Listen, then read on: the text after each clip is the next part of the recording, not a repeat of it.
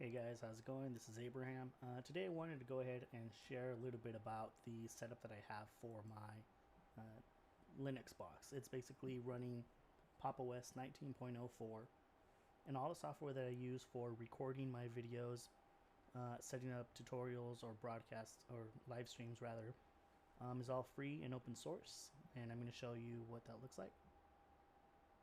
So there's a handful of software applications that I use, and these are going to basically be the open broadcasting software.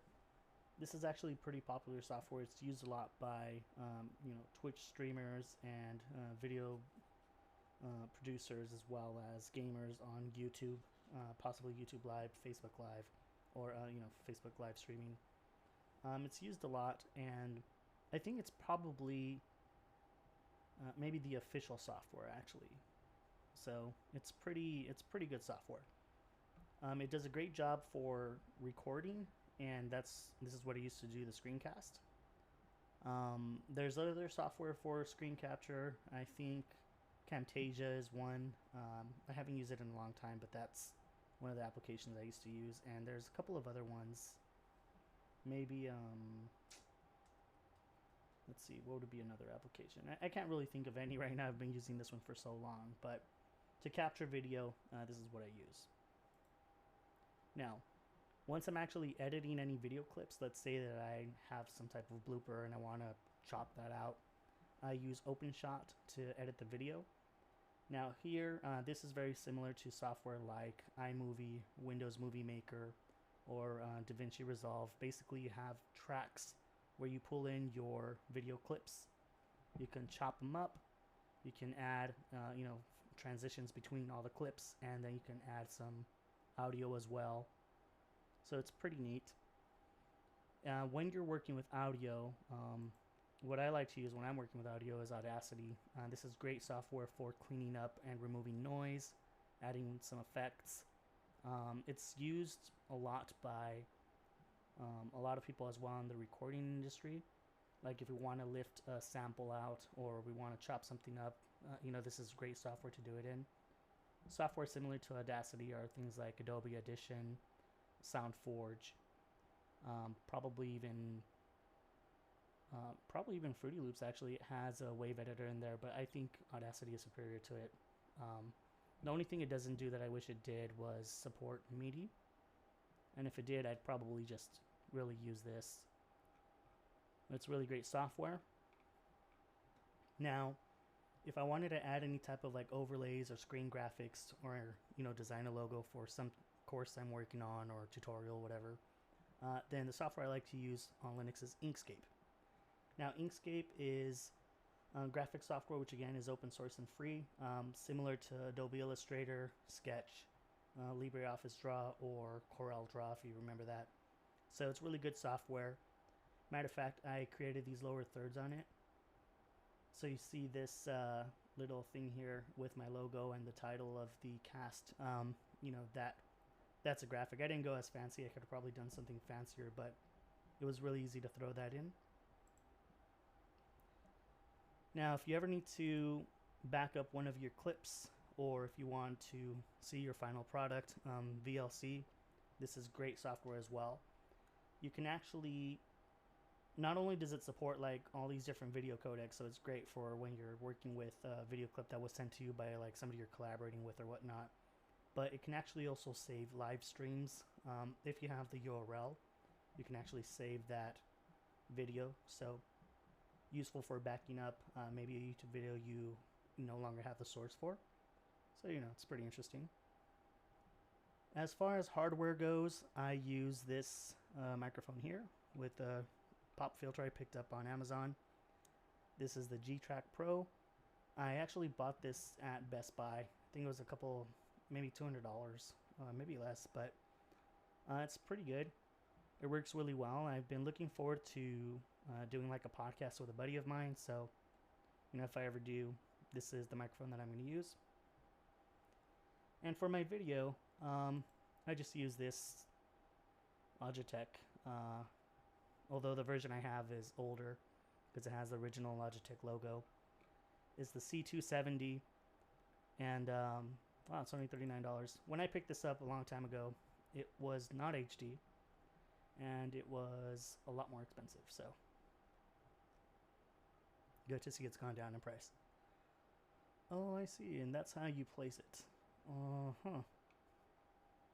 So I don't mount it like that, but now I know how I should be mounting it. All right, good to know.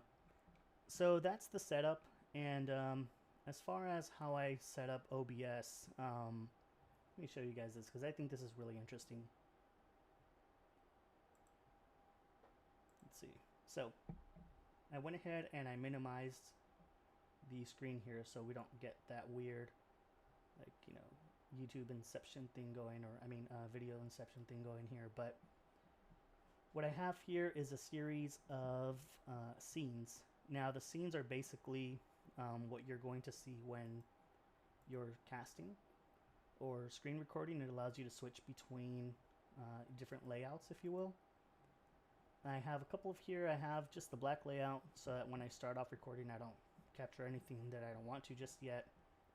I have one with the logo, which what it'll do is display my logo and then play a video or audio clip rather. And that's that very low effort logo sting that I have at the beginning of the video.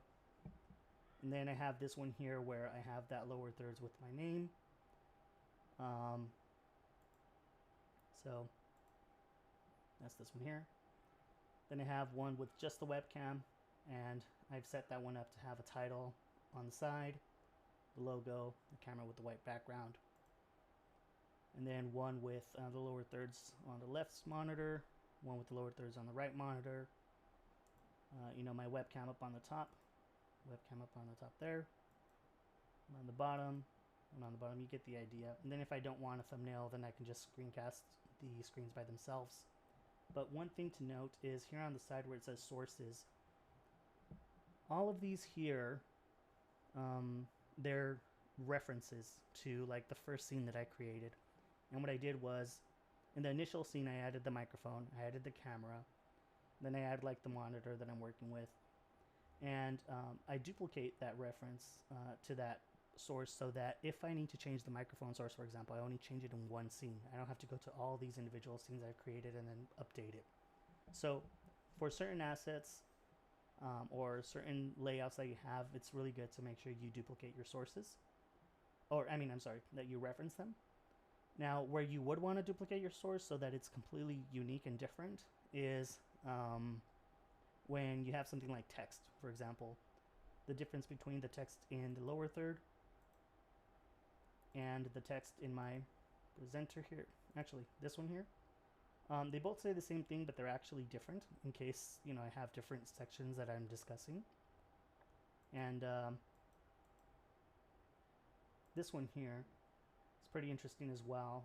Right here I have, you know, the logos that I can switch off and on because they're just images, some text that I've added in, and then I threw in the microphone with the webcam and the logo. So that's the way that I laid that out. It's pretty basic, nothing fancy going on here, but it's a great way to set up all your scenes ahead of time so when you're giving a presentation you can just smoothly switch between them. And there's also transitions that you can add, like that fade that happens ever so slightly between scenes.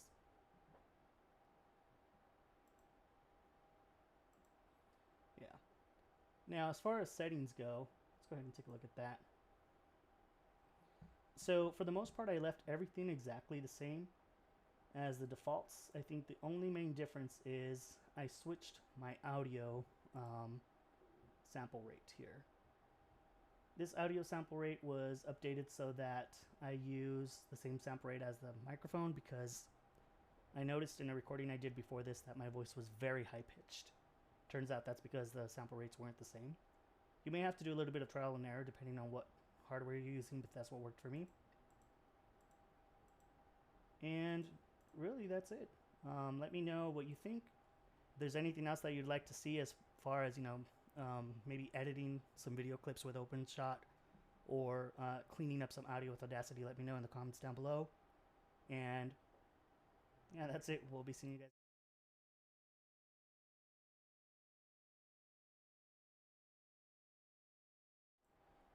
Did I cut out too early? Maybe. I meant to say we'll be seeing you guys next time. Anyways, bye.